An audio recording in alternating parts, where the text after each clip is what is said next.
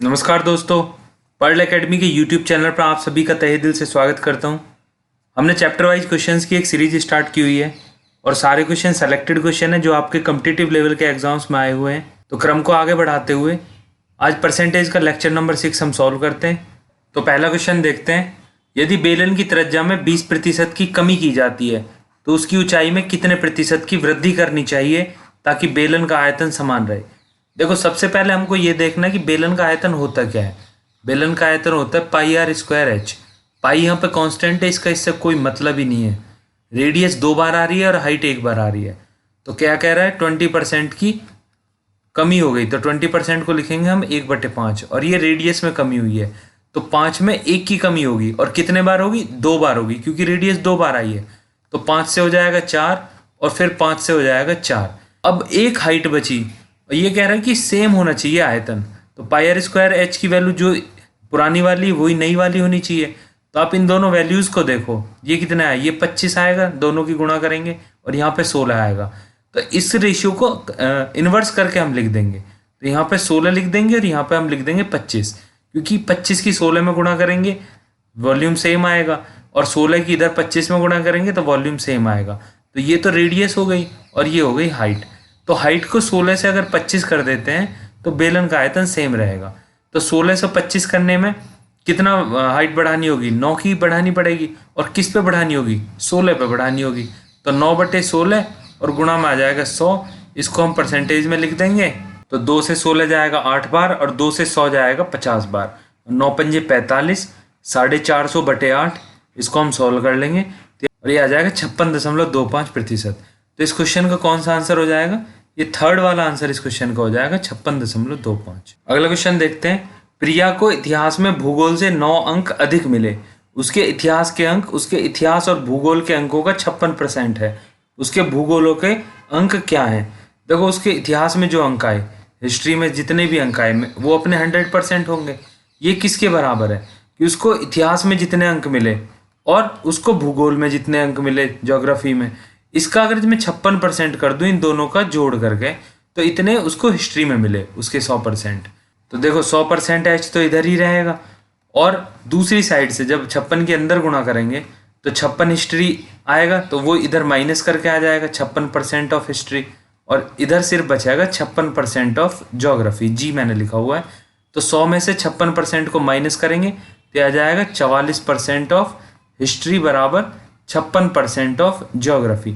4 से मैं इन दोनों को काट लेता हूँ। 4 से 11 बार जाएगा और 56 जाएगा 14 बार। तो 11H बराबर 14G आ गया। तो H/G की वैल्यू कितनी आ गई? 14/11। ये अनुपात की वैल्यू है कि अगर हिस्ट्री की वैल्यू 14 होगी तो ज्योग्राफी की वैल्यू 11 होगी। इस क्वेश्चन में क्या बोल रहा है कि 9 अंक ज़्यादा थे। अभी आप यहाँ पे देखो, हिस्ट्री में ज्योग्राफी से कितने ज़्यादा है? सिर्फ 3 मार्क्स ज़्यादा है। तो इसको 9 करने के लिए क्या करना पड़ेगा? इसमें 3 से गुणा कर देते हैं। तो एक्चुअल में जो रेशियो की वैल्यू है ये भी एग्जैक्ट वैल्यू नहीं है, इसमें भी 3 से गुणा करनी पड़ेगी तब एग्जैक्ट वैल्यू आएगी। तो हिस्ट्री में आ जाएंगे आपके 14 की 3 में गुणा करेंगे 14×3 42 और ज्योग्राफी में कितने आ जाएंगे? 11×3 33। कौन सा पूछ रहा है? भूगोल के अंक पूछ रहा है ज्योग्राफी के। तो ज्योग्राफी में कितने अंक हो गए? 33 अंक हो गए। तो इस क्वेश्चन का चौथा वाला आंसर 33 सही हो जाएगा। अगला क्वेश्चन देखते हैं। यदि एक घन की भुजा में 20% की वृद्धि की जाती है तो घन के आयतन में कितने प्रतिशत की वृद्धि होगी? देखो, घन के आयतन का फॉर्मूला होता है भुजा की घात 3 और यहाँ पे भुजा में 20% की वृद्धि हो रही है। तो 20% को हम लिखेंगे 1/5। तो 5 में 1 की वृद्धि हो गई। तो पहले 5 थी, उसके बाद 6 हो गई और ये प्रोसेस 3 बार हुआ। ये 5 से 6 और 5 से 6। तो ये पुराना वाला आयतन आ जाएगा 125 और नया वाला आयतन आ जाएगा 216। तो इसमें कितना बढ़ोतरी हुई? ये बढ़ोतरी हुई 91 की और 91 की बढ़ोतरी पुराने वाले पे हुई 125 पे। तो 91/125 इतनी बढ़ोतरी हुई और ये पुराने वाला हो गया और गुणा कर देंगे 100। तो 25 से 4 बार जाएगा, 25 चौके 100 और ये हो जाएगा 25 पंजे 125। अभी इसको हम सॉल्व करेंगे तो ये आ जाएगा 364/5 और 5 से जब इसको भाग देंगे तो आएगा 72.8%। तो इस क्वेश्चन का कौन सा आंसर हो जाएगा? तीसरा वाला इस क्वेश्चन का आंसर हो जाएगा 72.8%। अगला क्वेश्चन देखते हैं। यदि एक आयत की लंबाई में 20% की कमी की जाती है तथा चौड़ाई में 40% की कमी की जाती है तो आयत के क्षेत्रफल में कितने प्रतिशत की कमी हो जाएगी? देखो आयत का क्षेत्रफल होता है लंबाई गुणा चौड़ाई, तो दोनों मल्टीप्लाइंग में है, तो क्या करेंगे हम, लंबाई में 20% की कमी हो रही है तो 20% को लिखते हैं 1/5, और चौड़ाई में हो रही है 40% की कमी, तो 40% को हम लिखेंगे 2/5। तो लंबाई की बात करते हैं, पुरानी 5 थी और 5 में 20% की कमी हो गई, तो 5 में 1 कम हो गया, तो 5 से 1 माइनस किया तो 4 हो गया। और चौड़ाई क्या थी, चौड़ाई भी 5 थी और 2 कम हो गया क्योंकि इसमें 40% की कमी है, तो 5 में से 2 कम हुआ तो बचा कितना, 3।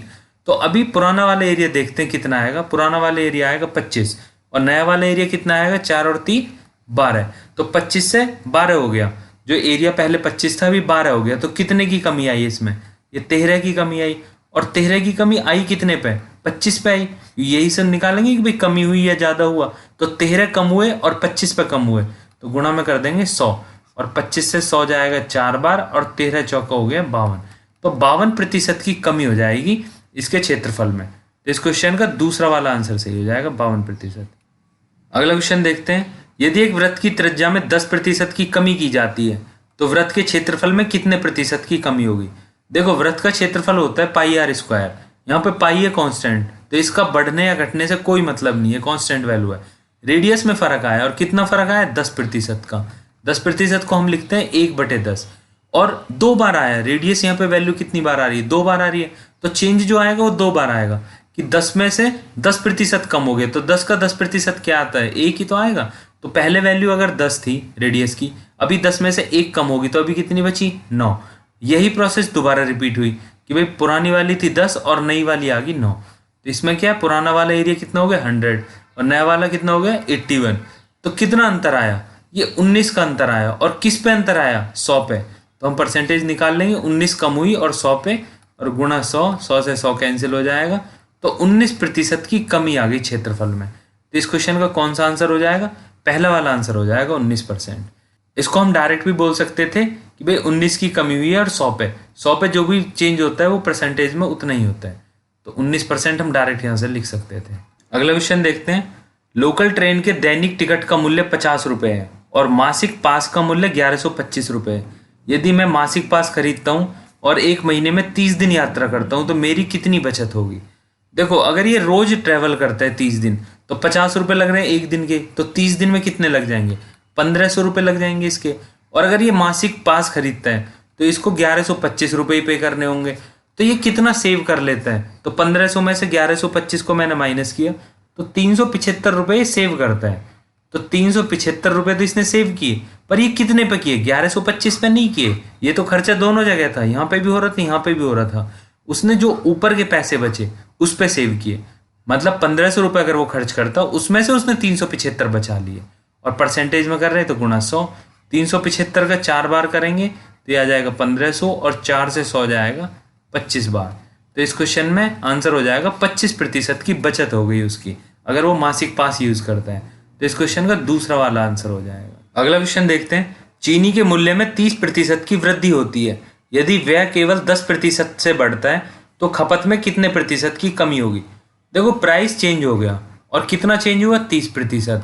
30% को हम बोलते हैं 3/10, और दूसरे प्रतिशत को भी लिख लेते हैं, वो है 10%, उसको हम बोलते हैं 1/10। तो प्राइस में वृद्धि हो गई, कितनी वृद्धि होगी, वो पहले 10 था अभी 30% की वृद्धि होगी, तो 10 में 3 बढ़ गए, तो 10 से 13 हो गया। और क्वांटिटी मेरे को नहीं पता है, वही पूछ रहा है कि कितने प्रतिशत की खपत में कमी करी होगी। मैं यही ले लेता हूँ ये वैल्यू की एक्सपेंडिचर अगर सेम रहेगा तो क्वांटिटी क्या करनी पड़ेगी मेरे को, 13 से 10 करनी पड़ेगी। तो एक्सपेंडिचर पहले हम सेम के वाले फॉर्मेट पे करते हैं, तो एक्सपेंडिचर यहाँ भी 130 होगा और यहाँ भी 130 होगा। पर ये क्या बोलते हैं कि जो खर्चा है एक्सपेंडिचर वो 10% से बढ़ जाता है, तो 130 का 10% और खर्च कर लेते हैं, तो 130 का 10% कितना हो गया, 13 रुपये और खर्च कर दिए। अभी आप देखो ये जो 13 रुपये हम एक्स्ट्रा खर्च कर रहे हैं, और अगर मेरे पास 13 रुपये हैं और किसी वस्तु का प्राइस जो है वो 13 रुपये पर केजी है, तो मैं 1 केजी और खरीद पाऊंगा, तो इस 13 की बदौलत मैंने 1 केजी और खरीद लिया। तो अभी देखो क्वांटिटी पहले 13 थी, अभी 10 तो ये नॉर्मली होगी जिसमें एक्सपेंडिचर नहीं बढ़ रहा था, 1 और बढ़ गई, तो अभी कितनी होगी क्वांटिटी, जो खपत थी वो 11 हो गई। तो इसने कितनी खपत कम कर ली, 10%। अगर इसने एक्सपेंडिचर भी बढ़ा दिया तब भी इसकी खपत कम हो रही है, और कितनी, 2 से कम हो रही है, तो 2/10 और कितने पे कम हो रही है, 13 पे, तो 2/13 और गुणा कर देंगे 100 की। तो इसको हम सॉल्व करेंगे तो ये आ जाएगा 15.38%। ये कमी आ गई, तो इस क्वेश्चन का दूसरा वाला आंसर हो जाएगा। अगला क्वेश्चन देखते हैं। कोई डेयरी गाय का दूध जिसमें वसा फैट जो है वो 10% है और भैंस के दूध के साथ उसको मिला देते हैं और भैंस के दूध में 20% वसा है जिसे फैट बोलते हैं। तो दोनों को मिक्स किया जब, गाय का भी और भैंस का, तो जो मिश्रण हुआ उसमें फैट का अनुपात हो जाएगा 120/7%। तो ये कह रहा है कि गाय का दूध किस अनुपात में भैंस के दूध के साथ मिलाया गया। देखो देखने से आपको ये लग रहा होगा कि ये परसेंटेज का क्वेश्चन है, पर ये परसेंटेज का क्वेश्चन नहीं है, ये रेशियो एलिगेशन का क्वेश्चन है। और ये कैसे सॉल्व करेंगे मैं आपको बताता हूँ। तो गाय का दूध था तो उसमें फैट कितनी थी, उसमें थी 10%, और जो भैंस का दूध था उसमें फैट थी 20%, और दोनों को मिक्स कर दिया तो फैट का परसेंटेज कितना आ गया, 120/7%। देखो अभी इसको ऐसे ही सॉल्व करोगे तो पॉइंट में आएगा, वो थोड़ा कैलकुलेशन लेंदी कर देगा। इसको सिंपल करने के लिए क्या करते हैं, 7 की यहाँ पे भी गुणा कर देते हैं और 7 की यहाँ पे भी गुणा कर देते हैं, और जब इसमें 7 की गुणा होगी तो ये 7 से 7 कैंसिल हो जाएगा, तो सिर्फ हमको इधर और इधर ही गुणा करनी है। तो 7 से 10 में गुणा करी तो ये आएगा 70, और 7 की 20 में गुणा करी तो ये आ गया 140, और बीच में कितना बचा 120। रेशियो एलिगेशन मेथड लगाएंगे तो ये कितना आ गया, 120 में से 70 गए तो ये आ गया 50, और 140 में से 20 गए तो ये आ गया 20। 0 से 0 कैंसिल कर दी तो 2:5 का रेशियो आ गया। और ये 2 किसका था, गाय के दूध का रेशियो था, और 5 किसका था, भैंस के दूध का रेशियो था। तो 2:5 में अगर मिलाएंगे, मतलब अगर इसके 2 लीटर तो इसके 5 लीटर, तो इन दोनों की फैट इक्वलाइज होके इतनी हो जाएगी। तो इस क्वेश्चन कौन सा आंसर हो जाएगा, पहला वाला आंसर हो जाएगा इस क्वेश्चन का। अगला क्वेश्चन देखते हैं। एक मार्केटिंग एजेंट पहले 2 लाख पर 2%, अगले 2 लाख पर 1.5% और 1 महीने में बिक्री की शेष राशि पर 1% कमाता है। यदि एजेंट द्वारा अप्रैल 2008 के महीने में प्राप्त बिक्री 5,68,000 है तो अर्जित कमीशन क्या है। देखो 5,68,000 उसके टोटल बिक्री करी, इसको 3 पार्ट में ब्रेक कर देते हैं, पहले 2 लाख और दूसरे वाले 2 लाख, और तीसरा क्या बचा, यहाँ पे बचा 1,68,000। पहले वाले पे कह रहा है कि 2% दूंगा, उसके बाद 1.5% जो भी इसका मालिक था, और उसके बाद 1% मिलेगा। तो तीनों को अलग अलग देख लेते हैं। 2 लाख का 2% कितना हो गया, 4,000 रुपये, 2 दूनी 4 डायरेक्ट निकाल लो, 1.5 दूनी 3, तो इसका 1.5% कितना हो गया 3,000 रुपये, और 1,68,000 का कितना हो जाएगा 1,680। 2 जीरो कैंसिल कर दो, 1% की वैल्यू आ जाएगी, दोनों जीरो कैंसिल कर दो, 100 से जो बटे परसेंटेज हटा के बटे 100 आएगा उसकी 2 जीरो कैंसिल होगी, तो 1,680 आ गया। इन तीनों को जोड़ लो, ये टोटल आ गया कि कितना कमीशन मिलेगा उसको। 4,000 और 3,000 कितने हो गए 7,000, 7,000 में 1 और 1,000 जोड़े तो 8,000, तो 8,680 रुपये हो गए तीनों के। तो इसको टोटल इतना कमीशन मिलेगा। तो इस क्वेश्चन का कौन सा वाला आंसर हो जाएगा, पहला वाला आंसर हो जाएगा इस क्वेश्चन का। मैं आशा करता हूँ इस लेक्चर में आपको सभी क्वेश्चन बहुत अच्छे से समझ आए होंगे। फिर भी अगर किसी क्वेश्चन में डाउट रह जाता है तो मेरे को कमेंट सेक्शन में लिख के बताइए। और अगर आपको मेरे पढ़ाने का तरीका पसंद आता है, आपको और इसी तरह की वीडियो चाहिए, तो मेरी वीडियो को लाइक करें, शेयर करें, मेरे चैनल को सब्सक्राइब करें। जय हिंद, वंदे मातरम।